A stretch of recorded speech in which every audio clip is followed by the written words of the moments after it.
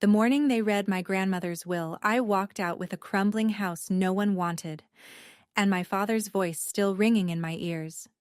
She gave you what you could handle. 4 months later, a foreman called me at 10 at night and said 7 words that changed everything. "Ma'am, we found something inside the wall." When I pulled up to the house, police lights were already spinning in the driveway, and the steel box they pulled from behind a false wall had my initials engraved on the lid. What was inside didn't just prove my family wrong, it proved them criminal. But I'm getting ahead of myself. Before I go on, take a moment to like and subscribe, but only if this story genuinely speaks to you. And drop your location and local time in the comments. I'd love to know where you're listening from. My name is Elise Harrow. I'm 28. And this is the story of the worst thing my family ever did to me, and how my dead grandmother made sure they'd answer for it. Let me take you back to last September, to a Sunday dinner where I sat at the far end of the table, close to the kitchen, close enough to clear the plates. Every Sunday at 6, the Harrow family sits down for dinner. That is not an invitation. It is a summons. The house is colonial. White columns, black shutters, manicured lawn in Fairfield County, Connecticut. From the street, it looks like a family portrait. From the inside, it feels like a courtroom where the verdict was decided before anyone sat down. My father, Richard, takes the head of the table. My mother, Vivian, sits to his right. My sister, Celeste, to his left. I sit at the far end, near the kitchen, close enough to clear plates. Tonight, Vivian is glowing. Celeste got promoted, senior account director. She sets down her wine glass like she's placing a trophy. Richard nods slowly, the way a man does when he believes he built something. "That's the Boston office?" he asks. "Regional lead," Celeste says. She doesn't smile. She doesn't need to. The room is already smiling for her. I wait for a pause. "I helped a family get permanent housing this week. Single mom, 2 kids. They'd been in a shelter for..." "That's nice, sweetie." Vivian doesn't look up. "Celeste, tell your father about the Boston account." The conversation moves on. I cut my chicken. After dinner, I wash the dishes alone. Celeste leaves without saying goodbye. My parents retreat to the living room. No one asks me to stay. On the drive home, my phone buzzes. A voicemail. My grandmother Margaret's voice, warm and unhurried. "Ellie, I made your lemon cake today. Come get it before your mother does." She calls every week. She remembers my favorite recipe. She asks about my cases, my clients, my bad days. She once told me something I didn't understand at the time. We were sitting on the porch of her old house in Ridgefield, the one she grew up in, the one nobody visits anymore. She looked at the walls like they were holding a conversation only she could hear, and she said, "There are things I've hidden in this house, Elise. When the time comes, you'll understand." I thought she meant memories. She said that 3 months before she died. And now I know, she didn't mean memories at all. The call comes at 2:07 a.m. on a Tuesday. A nurse at St. Vincent's, voice careful and rehearsed. "Ms. Harrow, I'm calling about your grandmother, Margaret Harrow. She passed in her sleep approximately 1 hour ago. I'm very sorry." I don't remember hanging up. I remember my shoes. I put them on the wrong feet and didn't notice until I was already on the highway. 40 minutes later, I pull into the hospital lot. 2 cars are already there. My father's black Audi, and a silver sedan I don't recognize. Inside, I expect to find my family at her bedside. Instead, I find them in the hallway. Richard, Vivian, and a man in a gray suit I have never seen before. They're standing in a tight circle near the vending machines. The man is holding a leather folder. My father is nodding. Celeste is leaning against the wall a few feet away, scrolling her phone. Her eyes are dry. No one notices me walk past them. I enter the room alone. Grandma Margaret lies still, hands folded. The monitor is off. The room is quiet in a way that doesn't feel empty. It feels held. Like she just finished a sentence and is waiting for someone to sit down. On her wrist, she's still wearing the silver bracelet. Thin, tarnished, simple. She wore it every single day for 40 years. I close my hand around it gently and hold on. When I step back into the hallway, Richard is buttoning his coat. "We need to discuss the estate," he says. "Soon." No hand on my shoulder. No. "Are you okay?"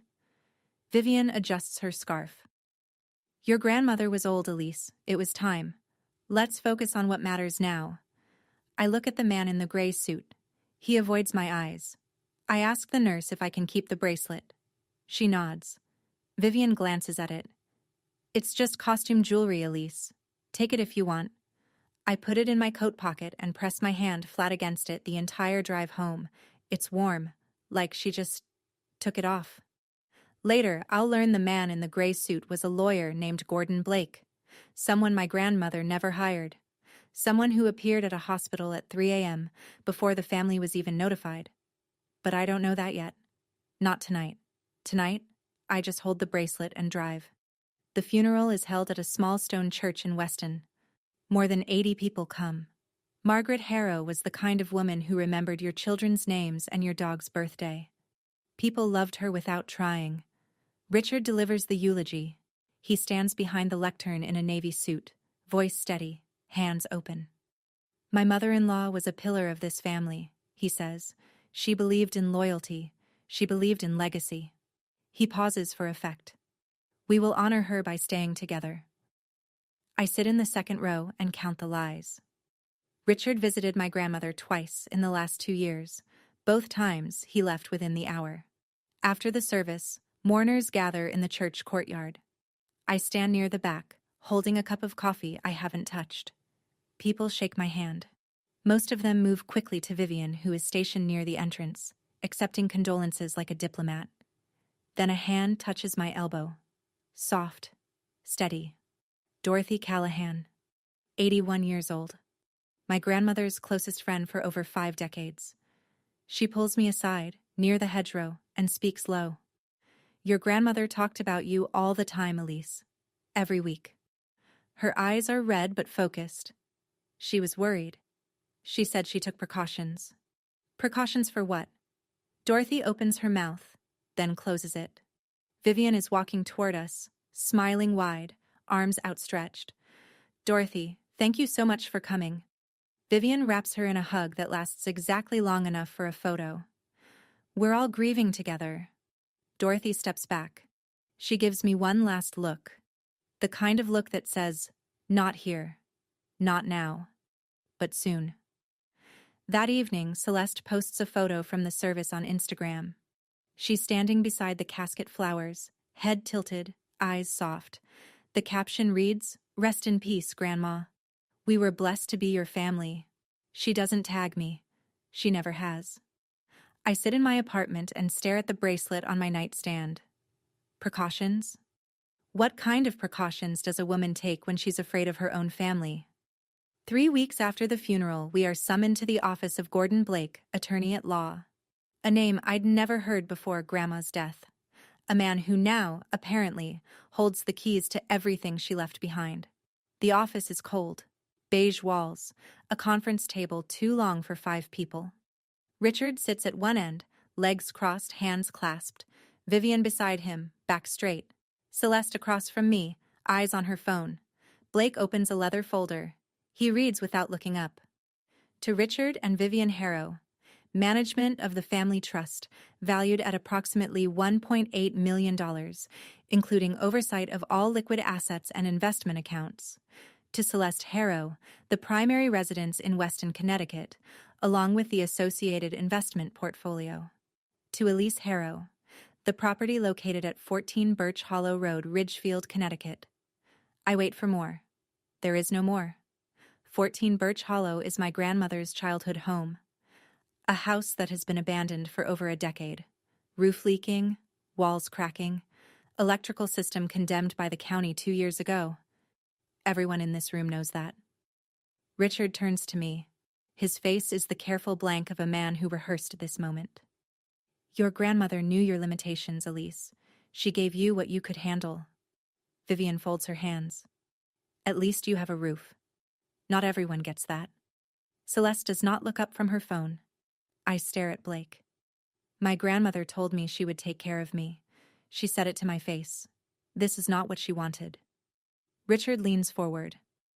Are you calling your dead grandmother a liar? The room holds still. Blake closes the folder. I stand. I pick up my coat. I walk out without looking at any of them. In the parking garage, I sit in my car for 11 minutes before I can turn the key. My hands are shaking. I press them flat against the steering wheel until the shaking stops. Then I notice something. The address. 14 Birch Hollow Road, Ridgefield. The same house. The same porch. The same walls Grandma once looked at and said, "There are things I've hidden in this house, Elise." I turn the key. I start driving. The house at 14 Birch Hollow Road looks like it lost a fight with time and gave up halfway through. I park on the gravel shoulder and sit in the car for a full minute, just looking at it. Victorian bones. Wraparound porch, sagging at the left corner. 3 of the front windows are cracked. The gutters hang like loose teeth. Weeds have taken the yard up to my waist. A neighbor across the street pulls back a curtain, watches me, and lets it drop. I push through the front door. It groans but opens. Inside, dust, mildew, silence. The floors are soft in places, rotten from years of rain leaking through the roof. The staircase railing is missing half its spindles. A bird has nested somewhere in the ceiling. But then, the kitchen. On the wall, behind a layer of grime, there's a framed photograph. Small, faded. A young woman holding a baby, standing in front of this very house. The yard is clean. The porch is white. The woman is smiling. I turn it over. On the back, written in ink that has bled with age. For my Elise. The house remembers. Grandma wrote this. But when?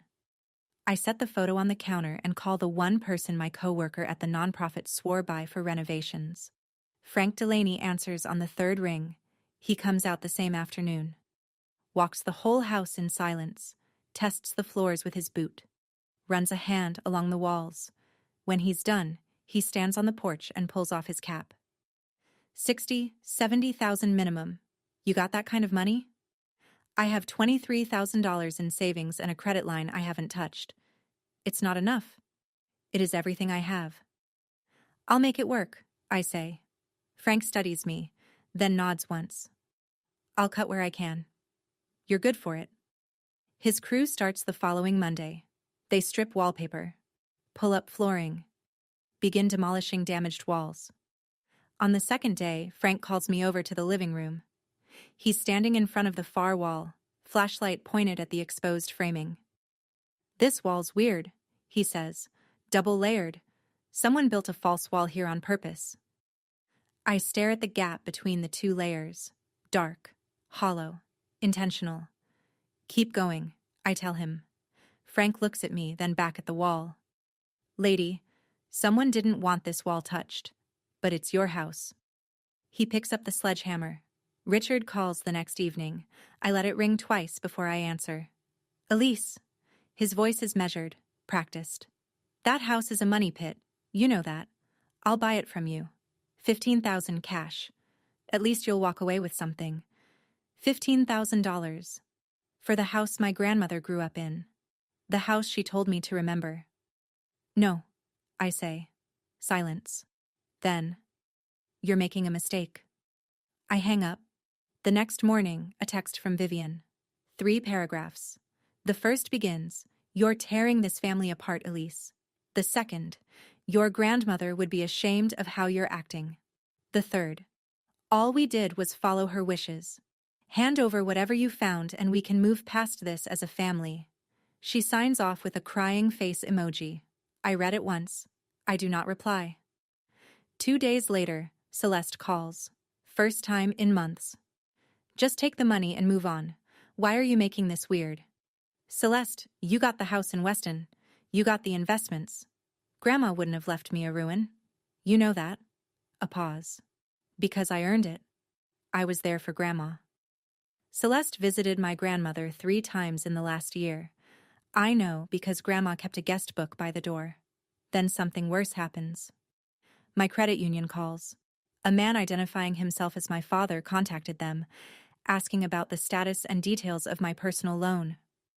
We didn't disclose anything, the loan officer says, but we wanted to verify. Did you authorize this inquiry? I did not. They are not just waiting for me to fail. They are trying to make it happen. That night, I sit on the porch of 14 Birch Hollow. The wood creaks under me. Somewhere inside, Frank's crew has left their tools stacked neatly against the exposed framing. I call Frank. Speed it up, I say. Tear out every old wall. All of them. Frank pauses. You expecting to find something? My grandmother told me the house remembers. I want to know what it remembers. Frank lets out a long breath. All right. We start the living room false wall tomorrow. I hang up and stare at the dark yard. The wind pushes through the broken windows behind me, and the house groans like it's been holding its breath. Thursday, 9:47 p.m. I'm sitting cross-legged on my apartment floor, sorting receipts for the renovation, when my phone lights up. Frank Delaney. He never calls this late. Ma'am. His voice is different. Low, tight, like he's cupping the phone close. We found something behind the false wall in the living room. I can't explain it over the phone. What is it? I called the police, ma'am. They said don't touch anything. A beat. And, don't tell your parents about this. Don't tell your sister. Just come. I don't ask why. Something in his voice tells me not to waste time on questions. The drive from my apartment to Ridgefield takes 34 minutes. Tonight, in the rain, it takes 26. My wipers beat a rhythm I can't follow. My hands grip the wheel at 10 and 2 and don't let go. I think about what could be behind that wall. Money, drugs, something criminal, something buried. My mind cycles through every terrible possibility and lands nowhere. The house appears through the rain. 2 police cruisers are parked out front, lights spinning blue and red across the wet trees. Frank stands on the porch, cap in his hands, face pale under the porch light. Inside, he says. I follow him through the front door. 2 officers are in the living room. One is photographing the scene. The other stands back, arms folded, watching. The false wall is open. Framing exposed. Plaster dust on the floor. And there, sitting in the hollow between the 2 layers of wall, a steel box. Medium-sized, maybe 2 feet by 1 foot. Coated in decades of dust. On the lid, etched into the metal in deliberate, even strokes, are 2 letters. E, H, my initials. I kneel down. My fingers hover over the engraving. The dust is undisturbed except where Frank's flashlight beam has traced its edges. My grandmother put this here, behind a false wall, inside a house she gave only to me, engraved with my initials, locked with a combination I haven't tried yet. And she did it long before she died. How long has this been waiting? The officer with the camera steps back. It's your property, ma'am. You can open it. We just need to document what's inside. I kneel in front of the box. The combination lock has 4 digits. I stare at it and think about every number my grandmother ever made me memorize. Her phone number, her address, her recipe measurements. Then I try the simplest one. My birthday, March 19th. The lock clicks open. The lid is heavy. I lift it with both hands. Inside, the box is divided into 3 neat compartments, each lined with cloth. The kind of careful you only give to things that matter. The first compartment holds a thick envelope, sealed with wax. I break it open. Inside, a handwritten document, 4 pages, on ruled paper. At the top of the first page, in my grandmother's unmistakable script, last will and testament of Margaret Ann Whitfield Harrow, dated 18 months before the will Gordon Blake read in his office. 2 witness signatures at the bottom, a notary stamp. This is the real will, the original. The second compartment holds a letter, 4 pages, also handwritten. The first line reads, My dearest Elise, if you are reading this, then they did exactly what I feared they would do. My vision blurs. I press the heel of my hand against my eye and keep reading. She writes about Richard, about the trust, about the pressure, about the fear. They have been taking from me for 2 years. I could not stop them alone. So I prepared. The third compartment holds a smaller envelope, stamped private in red ink. I reach for it. Ma'am. The officer steps forward. That one. We'd recommend a lawyer look at it first. Some of the contents may be evidentiary. I pull my hand back. I look at the 2 officers, then at Frank, who is standing in the doorway gripping the frame. What's in there? Frank asks. I hold up the first document. My hands are trembling, but my voice is not. Her real will. The one they tried to erase. The officer takes a photo. I read the terms. The real will leaves the trust, all of it, and the Weston house to me. Celeste receives this house in Ridgefield and $50,000. Richard and Vivian each receive $1. And at the bottom, in Grandma's hand. So they know I did not forget them. I simply did not forgive. The room is silent. Rain hits the window. Frank lets out a breath he's been holding since I walked in. I fold the letter carefully and press it against my chest. The paper smells faintly of lavender, the same scent that lived in every room she ever occupied. They will tell you I didn't love you enough to give you more, she wrote. The truth is, I loved you too much to let them take everything. I stay on that floor for a long time. The next morning, a detective from the Ridgefield Police Department calls. His name is Sergeant Ortiz. His voice is flat, professional, and careful. Ms. Harrow, we open the third envelope with a forensic tech present. I need you to come in. I'm at the station by 10.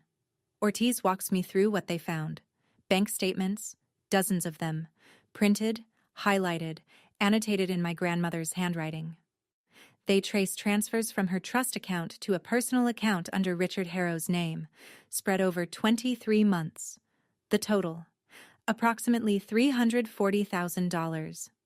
Each transfer has an authorization form attached. Each form bears my grandmother's signature. Except, Ortiz says, turning one of the pages toward me, your grandmother wrote notes in the margins. He points, in pencil, small and steady. I did not sign this. This is not my handwriting. She had requested duplicate statements from the bank, mailed to a private P.O. box. She had tracked every fraudulent transfer. She had built the file herself. There's also this. Ortiz slides another document across the table. A request to change the trustee and legal representative of her estate, filed 6 months before her death. The signature is Margaret's name, but the handwriting is wrong. Even I can see it. We've forwarded everything to the district attorney's office, Ortiz says. This goes beyond a civil dispute, ma'am. I sit in the parking lot afterward and call the one person my coworker said could handle something like this, Eleanor Voss, estate litigation attorney, a woman who, I'm told, has never lost a probate fraud case in 12 years. She answers on the first ring. I talk for 9 minutes straight. She listens without interrupting. When I finish, she says, your grandmother didn't just leave you a house. She left you a case. Come to my office tomorrow. Bring everything. I drive home with the windows down even though it's cold. The air feels different. Not lighter, clearer. The police mentioned one more thing before I left. The third envelope also contained what Ortiz called additional documents related to family history. They've referred those to a federal agency for review. I asked which agency. The FBI, he said. I didn't ask why. I wasn't sure I was ready for that answer. Word travels fast in a small town. Someone saw the police cruisers parked in front of 14 Birch Hollow. Someone told someone, and someone told Richard. He calls the next evening. No greeting, no warm-up. Whatever you think you found in that house, it means nothing. His voice is tight, controlled, but underneath, something I've never heard before. Fear. I have the best lawyers in this county. You'll lose everything, including that shack. I say nothing. He hangs up. An hour later, Vivian's turn. She calls sobbing. The performance is pitch perfect. Cracked voice, shuddering breath, the carefully timed pause before each sentence. Elise, you're destroying this family. Grandma would be heartbroken. Whatever you think you have, just give it back. We can fix this. We're your parents. I let her finish. Then I say, "Good night, Mom," and end the call. Celeste sends a text at midnight. 4 words. "You're delusional. Dad's lawyer will bury you." 2 days later, it arrives. The formal response. Gordon Blake walks into Eleanor Voss's office carrying a settlement proposal. His hands are steady, but his eyes are not. "My client is offering a generous resolution," he says. "Elise keeps the Ridgefield property. She receives an additional $50,000.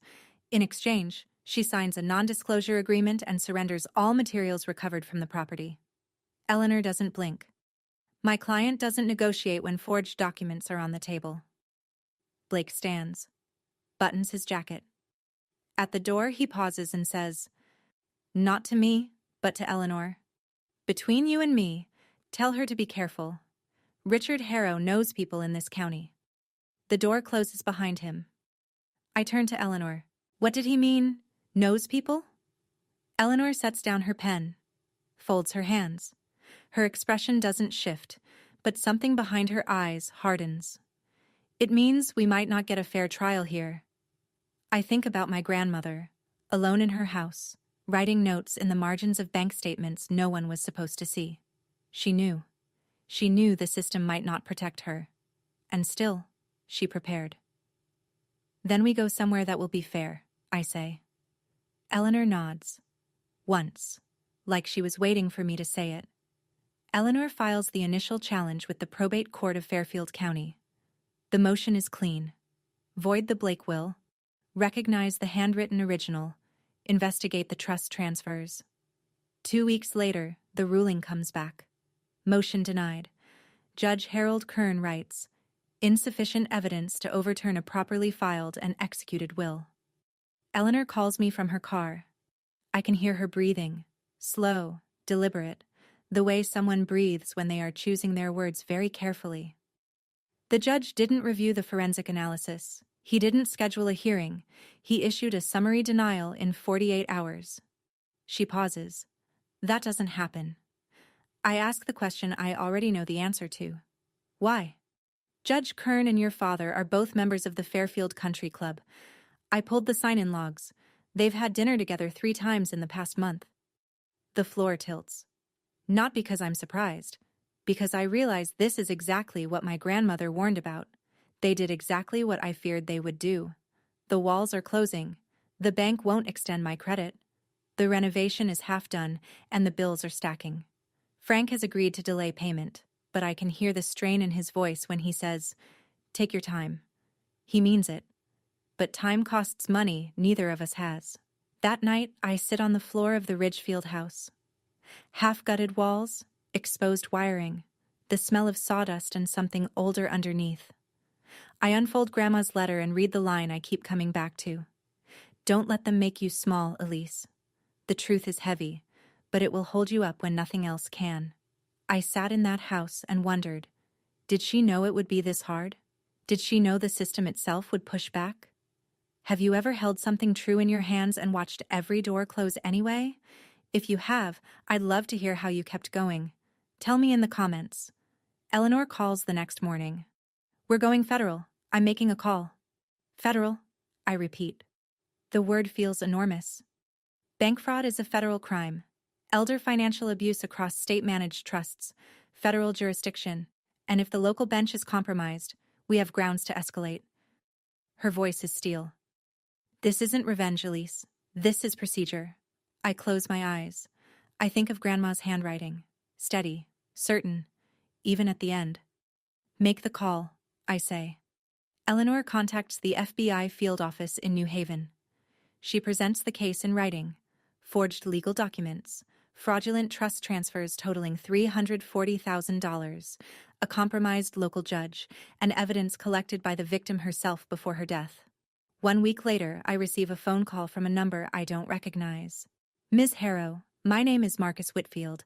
I'm a retired special agent with the FBI. I've been asked to consult on your case due to its complexity." His voice is low, unhurried, precise, the kind of voice that makes you listen without knowing why. We meet at a cafe in Westport. He's already seated when I arrive, A man of 71, silver-haired, wearing a brown tweed jacket over a pressed shirt. Reading glasses on the table. Coffee untouched. His eyes are sharp, but there's warmth in them.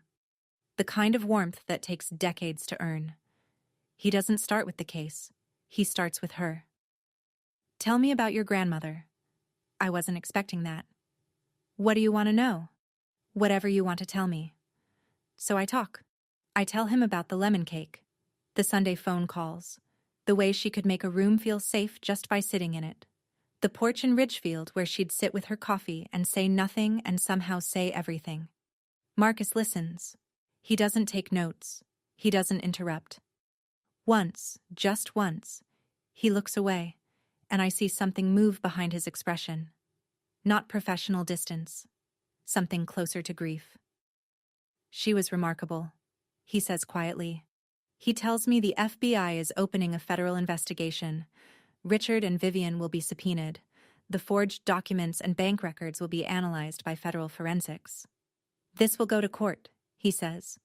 And it won't be Judge Kern's court. We stand to leave. He reaches out and takes my hand, both of his around mine. He holds it a moment longer than a stranger would. His palms are warm. His grip is careful. He looks at me with an expression I can't name. You have her eyes, he says. I smile, confused. People say I look like my mother. No, Marcus says. You look like Margaret. He lets go and walks to his car. I stand on the sidewalk watching him leave, and something tugs at the back of my mind. A name I should recognize. Whitfield. Marcus Whitfield. My grandmother's maiden name, before she married, was Whitfield. I stand there for a long time after his car disappears. Richard doesn't wait for the subpoena. He goes on a fence. A story appears in the Fairfield County Register, the kind of article that reads like journalism but smells like a press release.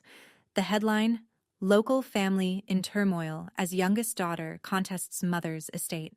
Richard is quoted, Elise is going through a difficult period after losing her grandmother. We only want to help her. He sounds reasonable, caring, even. That's what makes it dangerous. Vivian takes it to social media, a public Facebook post, a family photo from Christmas 2 years ago, all 4 of them in matching sweaters, Grandma Margaret in the center. Caption, Our family is being torn apart by greed and false accusations. All I ever wanted was to keep us together. Please pray for us. 47 shares. Over 100 sympathetic comments. I am not tagged. I am not mentioned. But everyone knows. At work, my supervisor pulls me aside. Elise, I support you. But a few donors have asked questions. Try to keep this private. She means well. But there is no private. Richard made sure of that. Then comes the real strike. Celeste calls, voice flat. Dad says if you don't drop this by Friday, he'll petition to have you declared mentally unfit. I think she's bluffing. She isn't. 3 days later, Eleanor forwards me the filing. A petition for mental competency evaluation. Submitted to the Fairfield Probate Court. The petitioner is not Richard. It's Vivian. Her statement reads, My daughter has a documented history of anxiety and depression. She has made erratic decisions following her grandmother's death. I am concerned for her safety and her ability to manage legal and financial matters. I did go to therapy 2 years ago. For grief. For the weight of being invisible in my own family. Vivian knew because I told her, hoping she'd understand. She saved it. Not to help me. To use it. Eleanor calls within the hour. They're trying to strip your legal standing. If they succeed, you can't sue. You can't testify. You become a ward, not a plaintiff. Her voice is tight. We need to move. Fast. I stare at Vivian's signature on the petition. Neat. Centered. No hesitation in the strokes. My own mother filed paperwork to call me insane, to protect the money she stole. I call Dr. Patterson the same afternoon. She's been my therapist on and off for 2 years. The person who helped me name the patterns I grew up in. Control, dismissal, conditional love. She listens to everything. Then she says, I'll have the evaluation letter on your attorney's desk by morning. The letter is 3 pages. Clinical, thorough, unambiguous. Elise Harrow demonstrates full cognitive and emotional competence. There is no clinical basis for a competency challenge. Her decision-making is consistent, informed, and self-directed. Eleanor files the rebuttal within 48 hours, attaching Dr. Patterson's evaluation and a motion to dismiss Vivian's petition. She simultaneously files a request to transfer jurisdiction to the U.S. District Court for the District of Connecticut, federal level.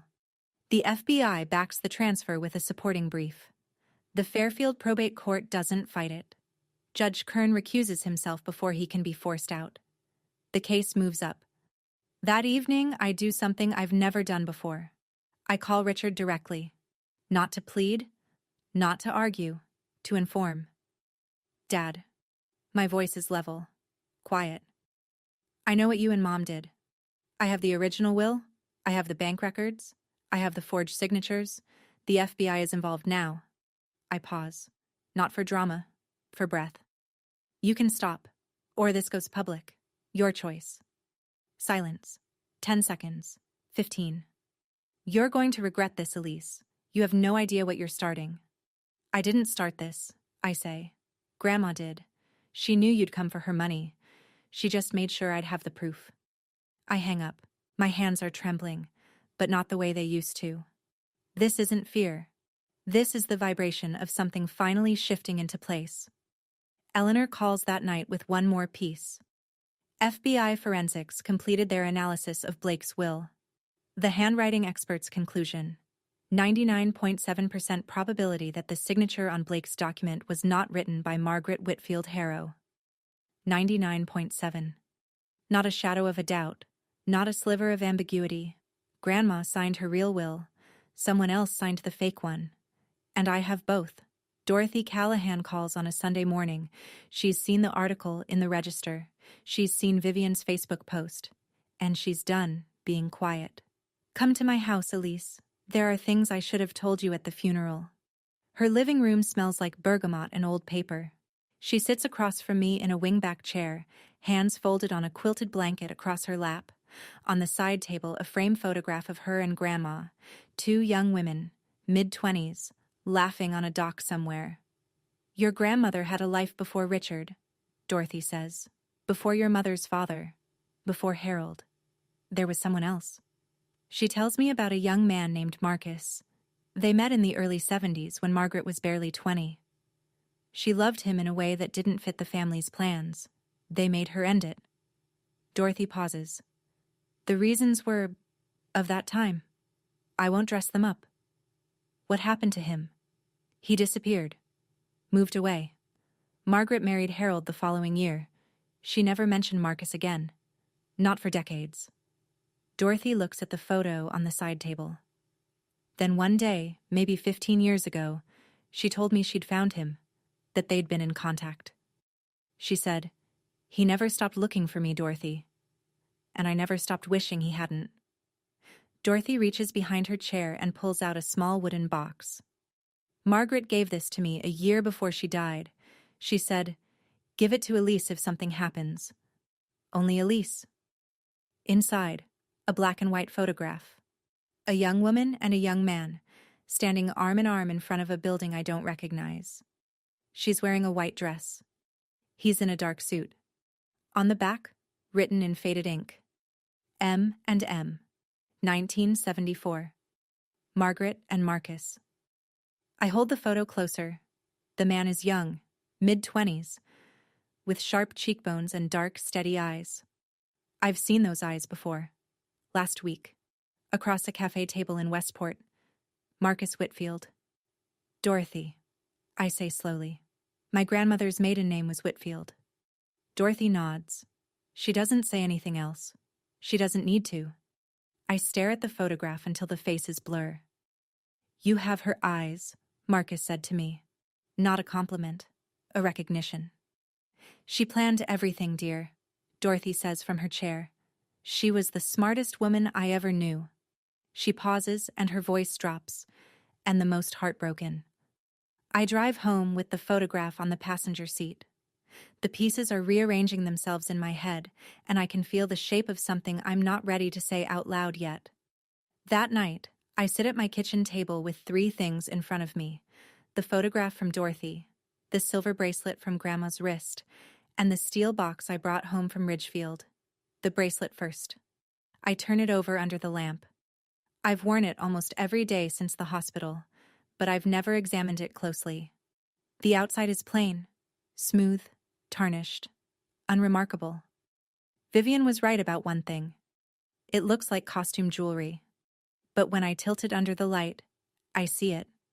On the inside of the clasp, etched in letters so small I need a magnifying glass, a sequence of numbers. September 17th, 1974. September 17th, 1974. The same year as the photograph. M&M, 1974. A date, a code. Hidden in plain sight for 40 years. I carry the steel box to the table. When the police processed it, they documented the 3 compartments. But I remember, there was a second lock underneath the main compartment.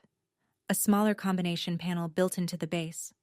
The officers tried a few combinations and moved on. They left it for me.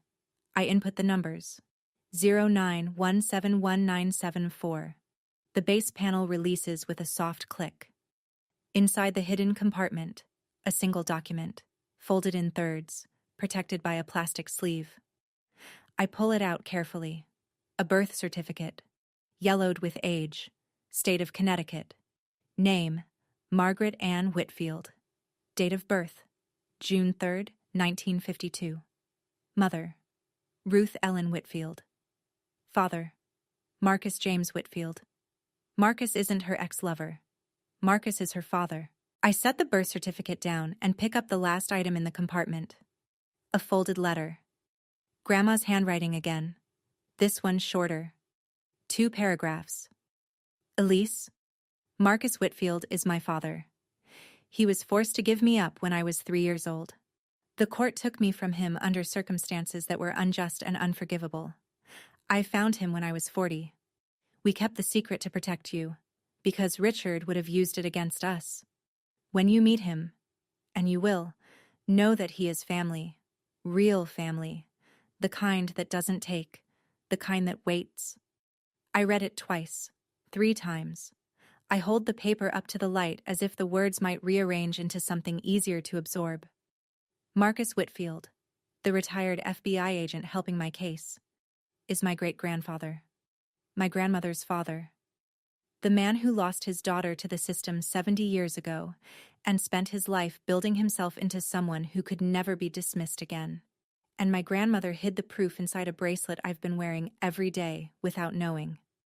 I pick up my phone. I dial Marcus.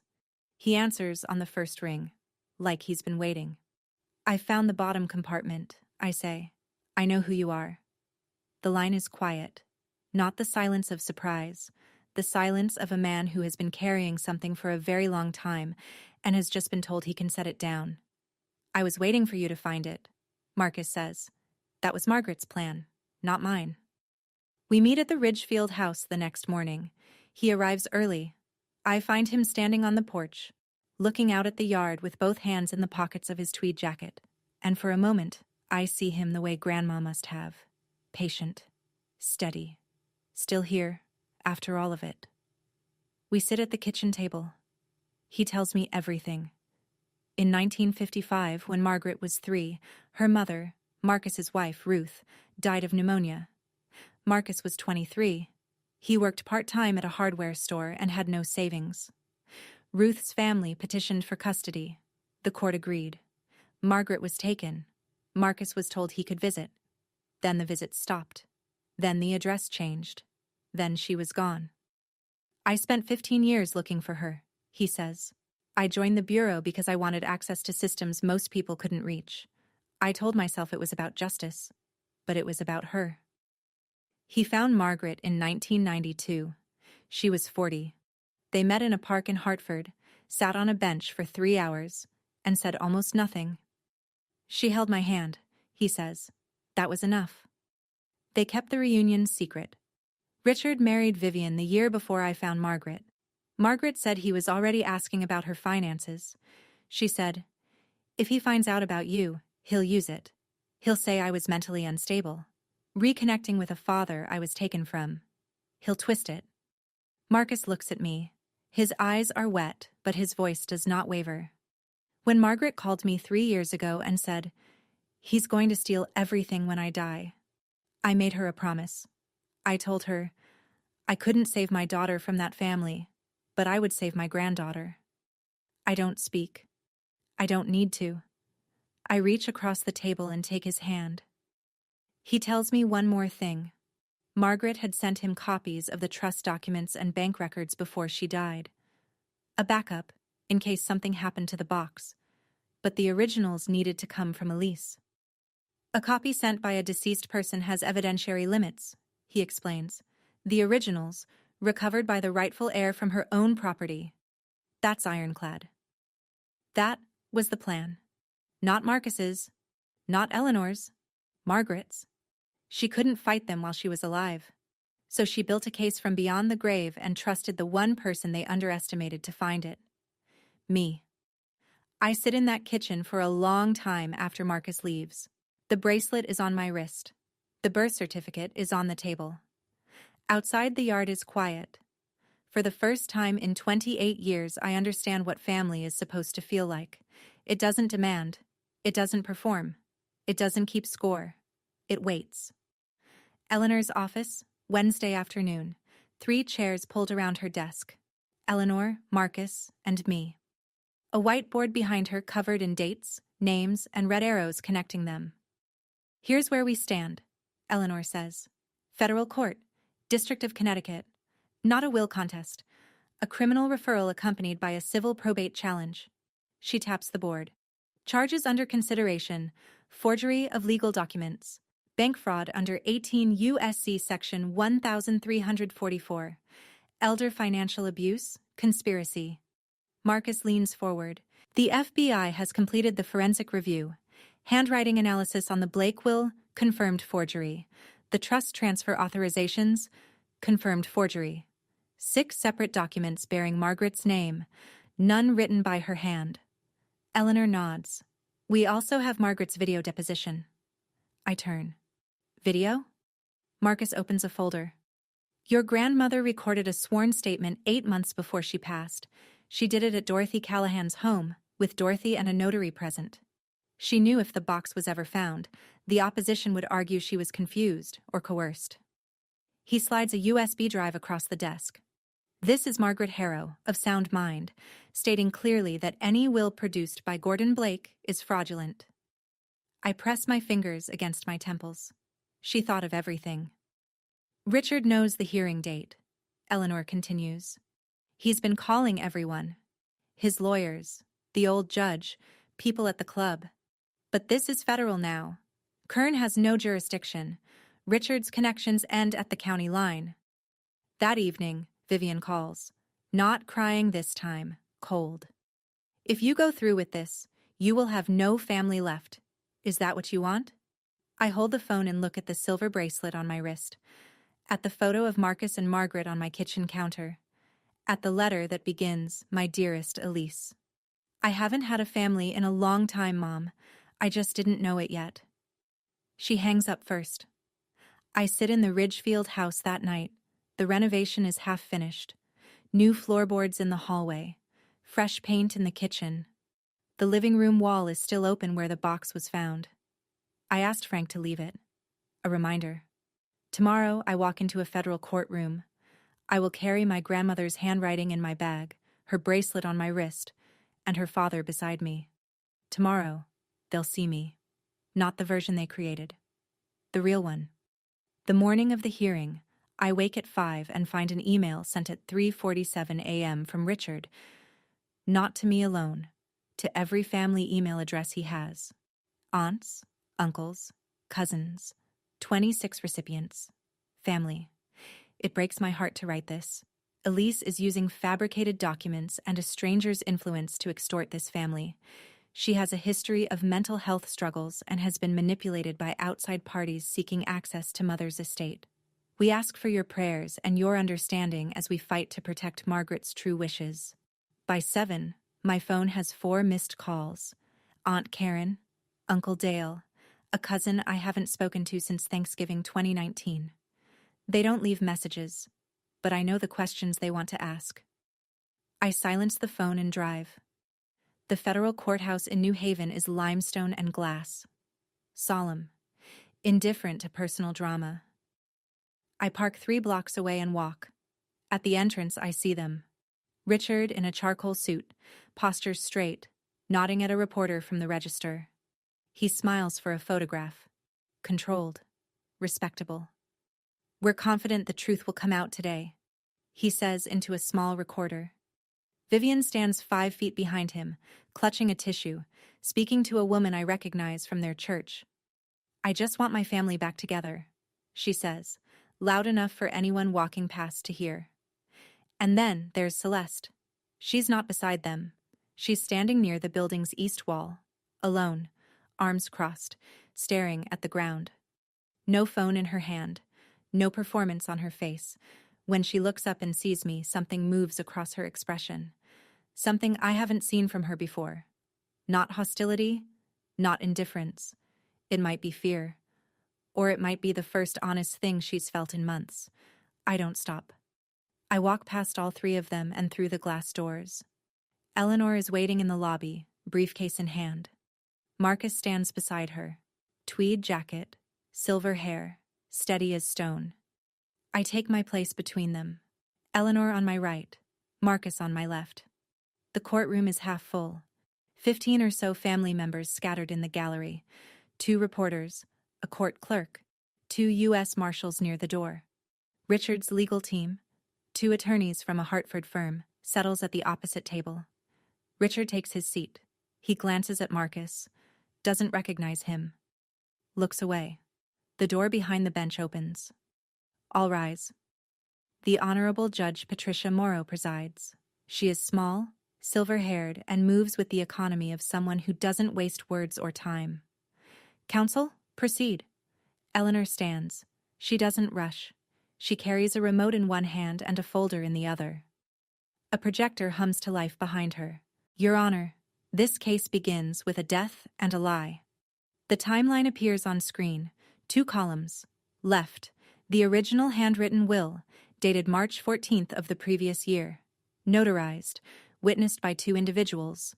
Right, the Gordon Blake will, dated 11 months later. Filed with Fairfield Probate Court 3 days after Margaret Harrow's death. The will read by Mr. Blake was not written by Margaret Harrow. Eleanor clicks forward. The forensic handwriting report fills the screen. FBI certified document analysis confirms 99.7% probability. The signature on the Blake will does not belong to the deceased. Murmurs from the gallery. Aunt Karen leans forward. Uncle Dale removes his glasses and puts them back on. Eleanor clicks again. Bank records. 23 months of transfers. Highlighted. Annotated. $340,000 moved from Margaret Harrow's trust into a personal account controlled by Richard Harrow, each transaction authorized by a forged signature. Richard's lead attorney rises. Objection. The provenance of these documents was established by law enforcement recovery and federal forensic analysis, Eleanor says without turning. I have the chain of custody report here. Judge Morrow looks at the defense table. Overruled. Continue. Eleanor opens the folder. She holds up a photocopy, then reads aloud. I am writing this with full mental capacity. My son-in-law Richard Harrow and my daughter Vivian have been systematically stealing from my trust for 2 years. I fear that if I confront them, I will be silenced. The courtroom goes still. A reporter's fingers freeze over a keyboard. 2 family members in the second row exchange a look I can only describe as horror. Richard sits rigid. His jaw is locked. Vivian's hand moves to her throat, a reflex, not a performance. At the back of the courtroom, Gordon Blake shifts in his seat. He stands. Your Honor, I need to... Sit down, Mr. Blake. Judge Morrow doesn't look up. You are a material witness. You will remain seated until called. Blake sits. His face has lost its color. Eleanor turns back to the screen. This is not a family disagreement, Your Honor. This is a crime scene disguised as a will. Eleanor lets the silence do its work. Then she says, "The people call Marcus James Whitfield." Marcus rises from the seat beside me. He buttons his jacket. One button, deliberate, and walks to the witness stand. His shoes are quiet on the courtroom floor. He doesn't hurry. Richard glances at him, frowns, looks at his attorneys. One shrugs. Marcus is sworn in. He sits straight, hands folded, and waits. Eleanor steps forward. "Mr. Whitfield, please state your relationship to the deceased. Margaret Ann Whitfield Harrow." Marcus looks directly at the gallery. His voice carries to every corner of the room. "Margaret Harrow was my daughter." The courtroom doesn't erupt. It collapses inward. A sharp collective inhale followed by absolute silence. Aunt Karen covers her mouth. Uncle Dale turns to the woman beside him. The reporter's pen stops mid-word. Richard's head snaps toward Vivian. "Your mother had a father?" Vivian doesn't answer. Her face is white. Her lips are moving, but nothing comes out. Eleanor continues, steady. "Mr. Whitfield, can you explain the circumstances?" Marcus speaks calmly. He describes 1955, Ruth's death, the custody hearing, a 23-year-old man judged unfit by a court that didn't look twice, a 3-year-old girl carried out of his apartment while he stood in the doorway. "I spent 15 years finding her," he says. "I joined the FBI because I needed access to systems that had already failed me once. Margaret and I reconnected in 1992. We kept it private to protect her. And to protect Elise." Eleanor inserts the USB drive. The courtroom screen shifts to a video. A living room I recognize. Dorothy's house. Grandma Margaret sits in a chair, hands in her lap, facing the camera. Dorothy stands behind her. A notary sits to the left. Margaret speaks. Her voice is thin but clear. "I, Margaret Ann Whitfield Harrow, declare that any will produced by Gordon Blake after September of last year is fraudulent. I am of sound mind. My son-in-law and my daughter have been stealing from me. This recording is my testimony." She pauses, looks directly into the lens. "And to my Elise, I'm sorry I couldn't say this while I was still here. But I'm saying it now." The video ends. The screen goes dark. Vivian makes a sound. Not a word. Not a cry. Something between the two. No one in the courtroom reaches for her. Richard pushes back from the table. "This is a setup.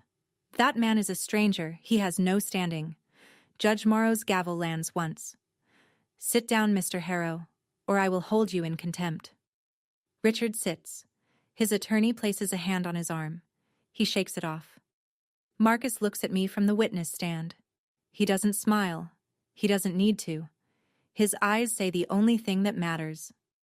"I'm here. I lost my daughter once to the system," Marcus says, his voice quiet but unbending. "I will not lose my granddaughter to the same family that stole my child's peace." The court reporter's fingers pause, then resume. The room holds its breath. Judge Morrow writes something. She doesn't look up. But I see her hand move. Steady, purposeful. The kind of motion that precedes a ruling. Judge Morrow calls a 15-minute recess. The gallery stirs. People stand, whisper, avoid eye contact with Richard. I step into the hallway. Eleanor is reviewing notes. Marcus is speaking quietly with the FBI liaison near the water fountain. Then I hear footsteps behind me. Fast. Purposeful. Elise. Celeste. She's standing 3 feet away. Her eyes are red. Her hands are clenched at her sides. She isn't holding a phone for the first time I can remember. "I want to testify," she says. Eleanor looks up. I look at Celeste. I search her face for the performance. The angle. The self-preservation. I don't find it. What I find is someone who has just watched the ground crack open beneath the only story she's ever told herself. I nod. Celeste Harrow takes the stand 10 minutes later. Richard's attorneys object immediately.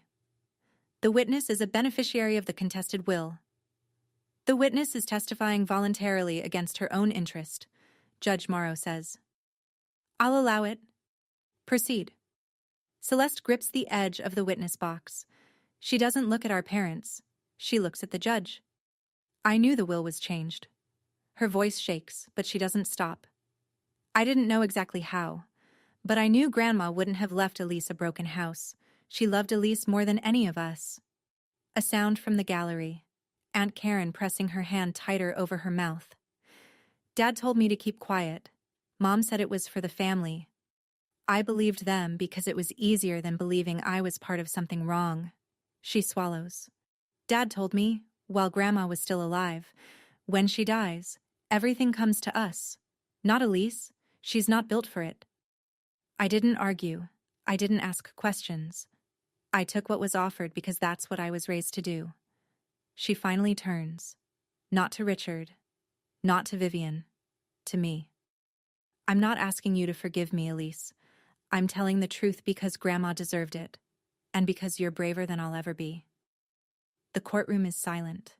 Richard's face is a mask, rigid, bloodless. Vivian's chin is trembling. She reaches for Celeste with her eyes, but Celeste has already looked away. Richard's lead attorney leans to his colleague. Neither speaks. Judge Morrow makes a note. She looks at the defense table. Does the respondent wish to call any witnesses? Richard's attorney stands, pauses, sits back down. No, Your Honor. The gavel comes down. We'll proceed to ruling. I was the favorite. That's what Celeste said from the stand. I was the favorite. But being the favorite in that family meant being the most useful accomplice. Those words hang in the air like dust after a wall comes down. Judge Morrow takes 11 minutes. She returns to the bench, adjusts her glasses, and reads from a prepared statement without inflection, without pause, without mercy. This court finds the following. 1. The document filed by Gordon Blake and presented as the last will and testament of Margaret Ann Whitfield Harrow is fraudulent. It is hereby declared void. Richard's attorney closes his eyes. 2. The handwritten will recovered from the Ridgefield property, dated March 14th, notarized and witnessed, is recognized as the sole valid testamentary document of the deceased. I feel Eleanor's hand press against my forearm. Steady. 3. Richard Allen Harrow is remanded to federal custody on charges of forgery, bank fraud under 18 U.S.C. Section 1344, and elder financial abuse. Bail will be determined at arraignment. 2 U.S. Marshals step forward. Richard stands. His mouth opens. Nothing comes out. 4. Vivian Marie Harrow is remanded on charges of conspiracy to commit fraud and filing a fraudulent mental competency petition. Bail hearing to follow. Vivian's hands fly to her chest. She turns toward me. Elise, how could you do this to your own parents? I do not turn around. I keep my eyes on the judge. 5. Gordon Blake, Esquire, is charged with aiding and abetting the forgery of legal documents. His license to practice law is suspended effective immediately, pending formal disbarment proceedings. Blake sits motionless. The color has drained from his face entirely. 6. All assets held in the Margaret Harrow Family Trust are to be restored and distributed in accordance with the valid will. 7. Judge Harold Kern of Fairfield Probate Court is referred to the Judicial Review Council for investigation of misconduct. The gavel falls. Once. Final. The marshals approach the defense table. Handcuffs click around Richard's wrists. The sound is small, metallic, exact. He looks at me for the first time since the hearing began. There's no anger in his face anymore. Just the hollow recognition of a man who has run out of moves. Vivian is still talking. To the marshal, to the heir, to anyone who will listen. No one does. Marcus places his hand on my shoulder. I reach up and cover it with mine. Neither of us speaks. Walking out of the courtroom, I think about something. My grandmother sat alone in her house, surrounded by people who were stealing from her, and instead of giving up, she built an airtight case, sealed it in a wall, and trusted me to find it. She couldn't fight them while she was alive, so she made sure I could fight them after she was gone. I thought about that as I stood on the courthouse steps, How she knew the system would push back, how she planned for every wall they'd put up, how she turned a crumbling house into the one thing they couldn't bury. If you're listening to this and someone is making you doubt what you know to be true, that isn't confusion, that's control. And you don't owe silence to people who profit from it. What would you have done? Tell me in the comments. Marcus stands beside me. The sun is low. The air is cold. He puts both hands in his pockets and looks at the sky. She would have hated the courtroom, he says, but she would have loved the ending. I don't feel triumph. I feel the weight of a truth that should never have been buried. Within 48 hours, the story is everywhere Fairfield County pays attention. The Register runs a follow-up. This time, not a press release. This time, the headline reads, Harrow family patriarch arrested for trust fraud, forged will, voided by federal court. Richard's quote from the courthouse steps, "We're confident the truth will come out today," is reprinted in the third paragraph. It reads differently now. Vivian's Facebook page goes silent. The comments under her last post, the matching sweater Christmas photo, the one about prayer and togetherness, have turned. You lied to all of us. You should be ashamed. The account disappears by Thursday. People who turned away from me at the funeral now call with warmth they didn't have before. I let the calls go to voicemail. I'm not bitter. I just don't have the energy to manage their guilt. Dorothy calls first, and Dorothy I answer. She's crying, which she almost never does. Margaret would be so proud, sweetheart. So proud. The sentencing details filter in through Eleanor over the following weeks. Richard accepts a plea deal, 8 years in federal custody. Vivian, 4 years. Gordon Blake, 3 years, plus permanent disbarment. Judge Kern resigns from the bench before the Judicial Review Council finishes its inquiry. The Fairfield Country Club revokes his membership. A small detail, but one Grandma would have appreciated. Celeste calls once. She doesn't ask for anything. She says, I'm moving out of Mom and Dad's. I'm selling the Weston house. The one that was supposed to be yours. The money goes back to you. I close my eyes. Keep enough to start over, Celeste. That's what Grandma would want. A long silence. Then, I don't deserve forgiveness yet, but I want to deserve it someday. I don't tell her she's forgiven. That would be a lie and she'd know it. But I tell her the truth. Then start. That's all anyone can do. She hangs up. I set the phone down and look at the Ridgefield house around me. Half new, half old. The walls are going up where the walls came down. Frank's crew is sanding the new staircase railing. The house is becoming what it was always supposed to be. So am I.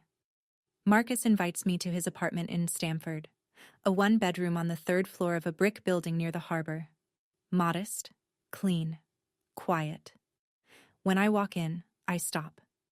The walls are covered in photographs, not in frames, pinned, taped, layered over each other. Margaret as a toddler, black and white. Margaret at 18, laughing in front of a diner. Margaret at 40, the year she found him, standing in a park with her eyes closed and the sun on her face. And then, me, my high school play. I was a tree in the background of our town. I'm half visible behind a prop fence, but I'm there. And so is his camera. My college graduation. I'm walking across the stage. The shot is from across the street, through a crowd, slightly out of focus. But it's me, the day I started at the nonprofit. I'm carrying a box through the front door. I'm smiling at someone off camera. He was there. Every time. Margaret sent me the close-up photos, Marcus says from the kitchen. He sets 2 mugs of coffee on the counter. I kept the long-distance ones, to remind myself to be patient. I pick up a photo of Margaret, the one where she's in the park. She looks peaceful. She found you, I say. She found you, and she never told anyone. She told Dorothy, and she told the walls of that house. He sits in the chair by the window. She didn't trust people with the truth. She trusted things. Paper, metal, mortar. She knew things don't lie. We sit in silence for a while. It isn't empty silence. It's the silence of 2 people who have been looking for the same thing and just realized they found it. I'm 71, Marcus says. I don't know how many years I have left, but whatever I have, they're yours. I set my mug down. The Ridgefield house. When it's done, come live there. He looks at me. His eyes fill, but his voice stays even. Margaret always said that house would be full again someday. I reach into my bag and pull out a small box, the wooden one Dorothy gave me. I set it on the table between us. She also left you something. He opens it. Inside, beneath the photograph of M&M 1974, is a second item I hadn't noticed before. A folded slip of paper. He opens it, reads it. His hand trembles. He doesn't tell me what it says. I don't ask. But when he looks up, something in his face has changed. Something has settled. Like a door closing gently after years of being left open. I have 28 letters I never mailed, he says. One for every birthday I missed. They're yours now. He gets up, opens the closet and pulls out a shoebox. 28 envelopes, each one dated, each one sealed. I take the box. I press it against my chest. Outside, the harbor catches the late light. Inside, the photographs hold the walls together. Vivian's letter arrives on a Tuesday, 3 weeks after the sentencing. Handwritten. 3 pages. The envelope smells like the perfume she's worn for 30 years. Gardenias. I open it at the kitchen table in Ridgefield. Morning light coming through the new windows. Elise. I know you won't believe me, but I did what I did because I was scared. Your father controlled everything. The money, the decisions, the lawyers. I had no choice. I went along because the alternative was worse. You don't know what it's like to live under someone like Richard for 30 years. She writes about her childhood, her own mother's silence, the way compliance became survival and then habit, and then identity. She writes that she loved Grandma Margaret but was afraid of what Margaret saw. She looked at me like she knew exactly who I was, and I couldn't stand it. The 3rd page is an apology. I'm sorry I used your therapy against you. I'm sorry I signed that petition. I'm sorry for the Facebook post and the Christmas photo and the way I said your name at the courthouse. I'm sorry for everything I told myself was love but wasn't. I read it twice. I set it down. There are parts I believe. Vivian was afraid of Richard. That's probably true. But Vivian also designed the emotional architecture of every manipulation in this story. She chose who to call. She chose what to post. She chose to weaponize my trust. Fear explains it. It doesn't excuse it. I write back. 1 page. Mom, I read your letter. I believe you were scared. But fear doesn't justify what you did to Grandma and what you did to me. I'm not angry anymore. I'm just done. I wish you well. But we won't have a relationship going forward. That boundary is permanent. I forgive myself for waiting this long to walk away. I don't owe you more than that. I seal the envelope. I write the address of the federal facility in Danbury. I walk it to the mailbox at the end of Birch Hollow Road and slide it in. I don't wait for a reply. On the walk back, Frank is on the porch. He's installing the last section of the new railing, cedar, hand-sanded, stained to match the original. He sees me and nods. Looking good, boss. I smile. It's small, and it's real. The first one that hasn't cost me anything in a long time. The trees along Birch Hollow are starting to turn. Orange at the edges. Gold underneath. The kind of beauty that only comes after something has decided to let go. 6 months after the trial, the house at 14 Birch Hollow Road is finished. New hardwood floors. White oak, the same species that was here in 1948. Fresh plaster walls. Windows that open and close without fighting. A kitchen with a gas stove and a ceramic backsplash and a hook by the door where Grandma's old guest book hangs, blank pages waiting. Frank's crew works the final day in near silence, the way people do when they know they've built something that matters. Frank himself lays the last baseboard in the living room, the room where the false wall used to be. He runs his hand along the new surface, stands, and dusts off his knees. 22 years in this business, he says. This one I'll remember. I hang the photographs that afternoon. First, the original. Grandma Margaret, young, holding a baby, standing in front of this house when it was white and whole. I place it on the living room wall, exactly where the false wall used to be. Next to it, the 1974 photo. M. Margaret and Marcus, arm in arm, before the world pulled them apart. And beside that, a new one, taken last week. Marcus and me, standing on the finished porch. Dorothy behind us, hands on both our shoulders, laughing at something Frank said off camera. Marcus moves in on a Saturday. He carries one suitcase and a shoebox of letters. He takes the ground floor bedroom, the one with the window facing the garden Grandma planted decades ago. The rose bushes have been cut back and are already producing new growth. His first morning, I find him on the porch, coffee in hand, sitting in the chair I placed there, the exact spot where Margaret used to sit. He doesn't say anything. He just watches the yard. The quiet is comfortable, whole. That afternoon, Eleanor calls with the final numbers. Richard, 8 years, federal custody, no parole eligibility for 5. Vivian, 4 years, eligible for supervised release after 2. Blake, 3 years plus permanent disbarment. Kern, forced resignation, pension under review, the trust is fully restored. The Weston house sale closes next month. Celeste kept enough to rent a studio apartment in New Haven and enroll in a counseling program. The rest is returned. Total recovered, approximately $1.82 million. I don't look at the number for long. Money was never the point. The point was the truth. And the truth is sitting on my porch drinking coffee, watching rose bushes grow. Told you the house was worth saving, Frank says on his way out, toolbox in hand. Just needed someone who cared enough. I stand in the doorway and watch him drive away. Behind me, the house is warm and quiet and full of light. 1 year later, I stand on a freshly poured sidewalk in front of a converted farmhouse on the lot adjacent to 14 Birch Hollow Road. Above the entrance, a wooden sign reads, Margaret Whitfield Community Center. The building used to be a storage barn. Frank's crew gutted it, insulated it, turned it into something alive. 3 counseling rooms, a small legal aid office, a meeting hall with folding chairs, and a donated coffee machine that works half the time.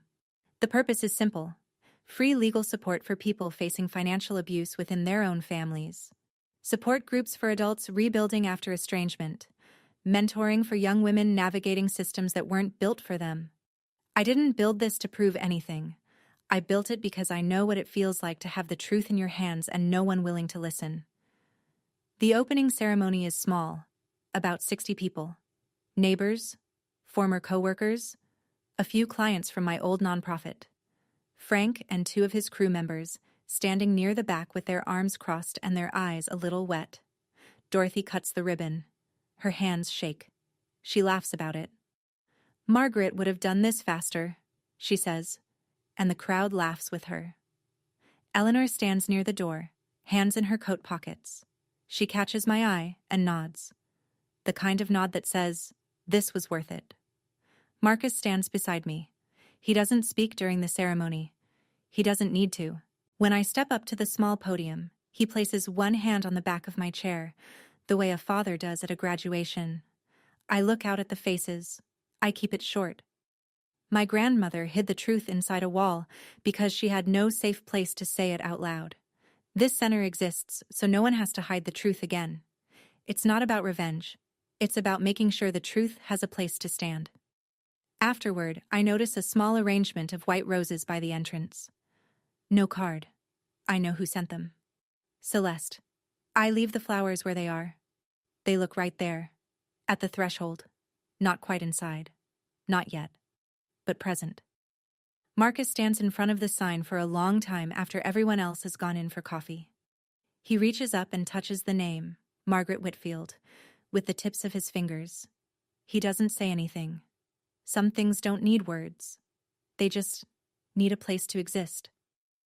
That evening, after the last guest leaves and the coffee machine finally gives out, I sit on the porch of 14 Birch Hollow Road. Marcus is beside me. 2 mugs, decaf. The sky is turning amber and indigo at the edges, and somewhere in the yard, the first fireflies of the season are testing their lights. She would have loved this, Marcus says. She planned it, I say. We just showed up. He chuckles, a quiet, tired sound. The sound of a man who has waited 70 years to sit on this porch. I look down at my wrist. The silver bracelet catches the last of the daylight. Thin, tarnished, ordinary. If you don't know what's etched inside. Vivian called it costume jewelry. She wasn't entirely wrong. It was a costume. It dressed a secret in plain sight and wore it for 4 decades. The bracelet held a code. The code opened a box. The box held the truth. And the truth held me up when nothing else could. I used to think family was the people who carried your last name, who sat at your table on Sundays, who showed up to your funeral and gave a eulogy full of words they didn't mean. I don't think that anymore. Family is Marcus, who photographed my life from across the street for 28 years and never once asked to be acknowledged.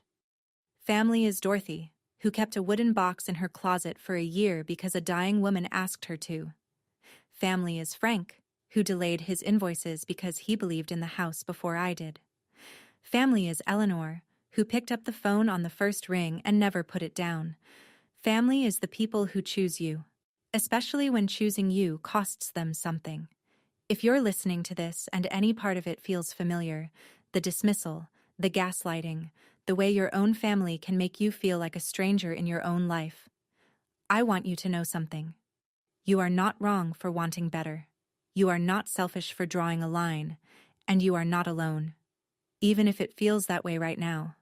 The truth is heavy, but it holds you up. Grandma was right about that. Thank you for staying until the end of this story. If it meant something to you, I'd appreciate a like and a subscribe. It helps more people find stories like this one.